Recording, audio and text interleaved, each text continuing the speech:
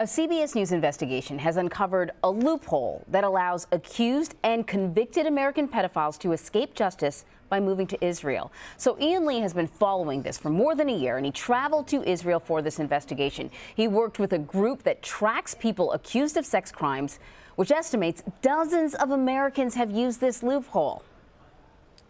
So, you know, he's 6'2". We are on a stakeout looking for this man, Jimmy Julius Caro, 48 years old and wanted on charges of sexually assaulting a 9-year-old girl in Oregon back in 2000 and a 5-year-old girl in Israel in 2001. He's considered dangerous.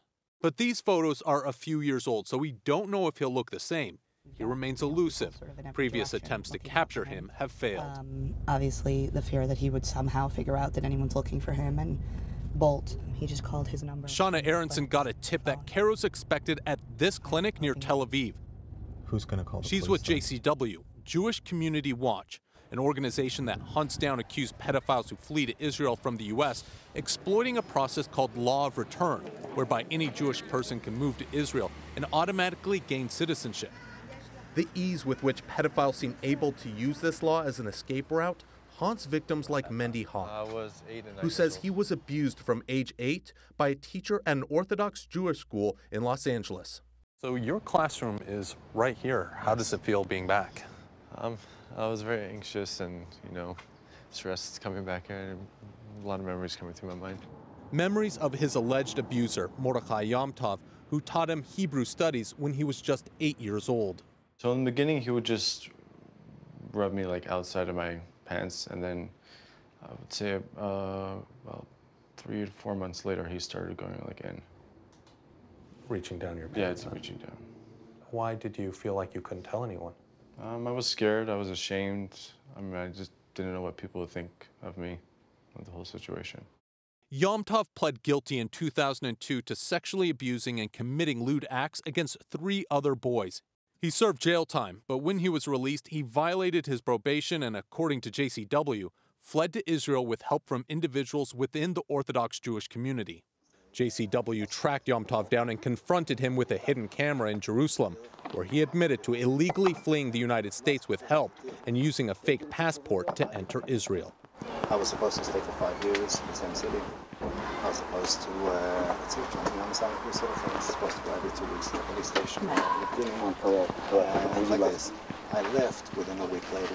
He had this message for his victims. I'm very, very, very, very sorry. The other person in this video is Meir Seewald, the founder of Jewish Community Watch. He tells CBS News Yom Tov's case isn't uncommon in the Orthodox community.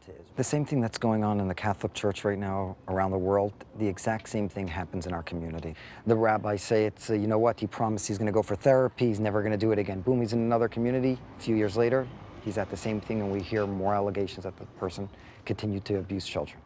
And often, those abusers end up in Israel.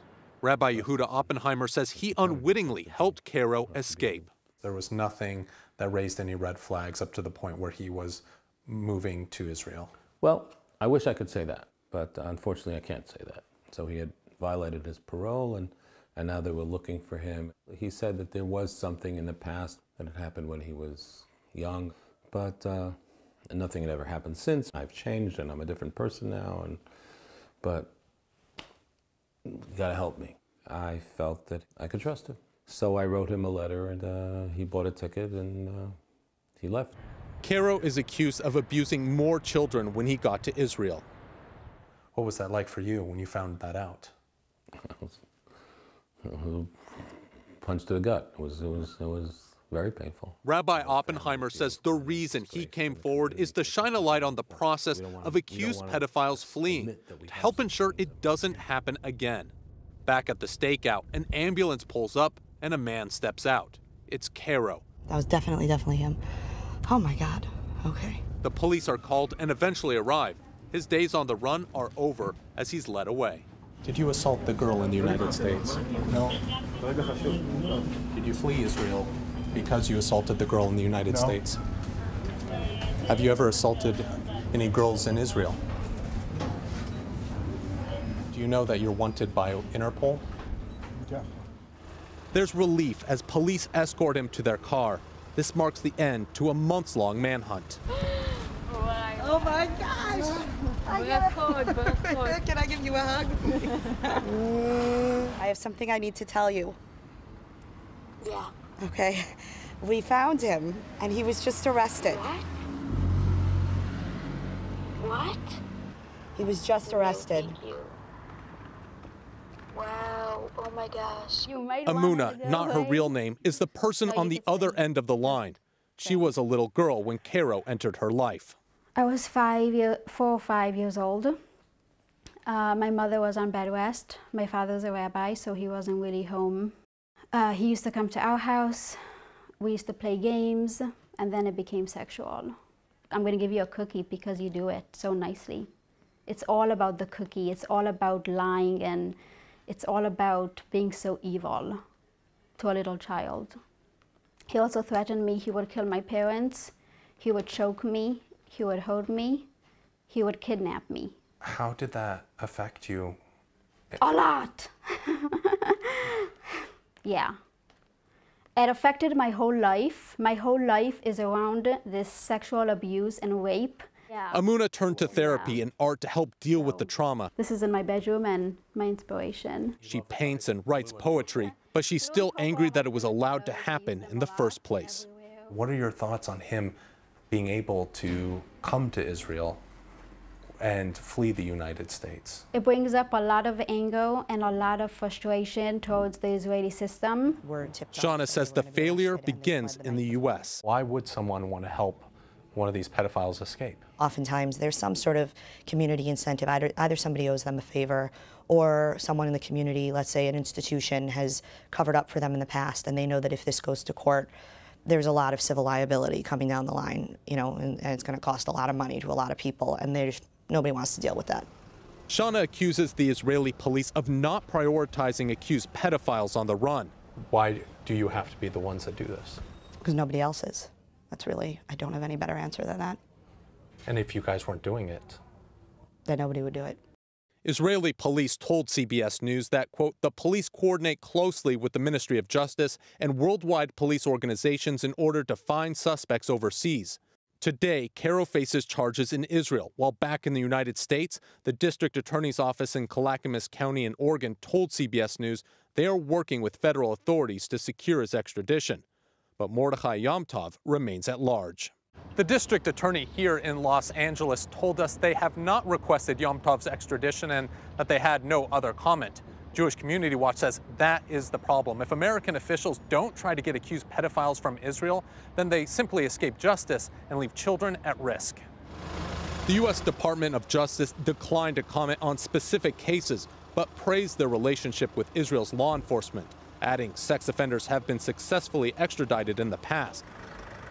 Days after Caro's arrest, Amuna confronted him at an Israeli police station. I was scared. It was good. It was good to confront him. It was important for me to have that closure in my life. The healing process will continue for Amuna, but for many like Mendy, the lack of justice means the pain continues. So there are two things JCW says could help close this pathway. First, better background checks on people moving to Israel. And second, more willingness from U.S. authorities to pursue the accused. So it certainly seems like law enforcement, both here and in Israel, are sort of busy patting themselves on the back on how well they cooperate with one another. But Jewish Community Watch seems to be doing most of that grunt work, that on-the-ground investigating. Why do they say, the group, why do they say more pedophiles aren't being apprehended?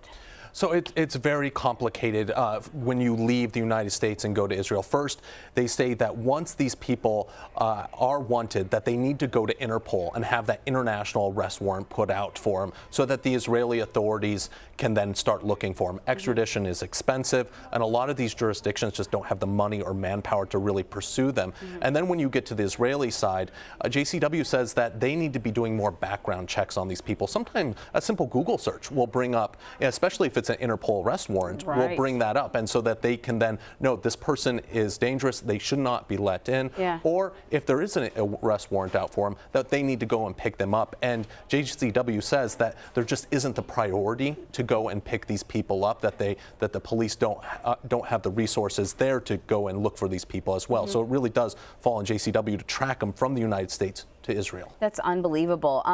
Does JCW also sort of believe that aside from law enforcement, there are sort of other elements of the community that need to work on this? Yeah, and that's another big part of this, is that a lot of the times these people have help. And help within the community, people that help them flee to Israel. Sometimes, as we saw with Yom Tov, he had help, according to JCW, to flee the country through Mexico and then get a passport, a fake passport there to immigrate to Israel. So these are elaborate schemes. They are, and they need a lot of people to pull off. And they say that there needs to be a conversation within the community about not protecting people. And that's what's so important to have Rabbi Oppenheimer, come forward and talk about this and say, this is something that is happening, and we need to address this. And and he said, the one important thing is, if someone comes to you, don't be so trusting.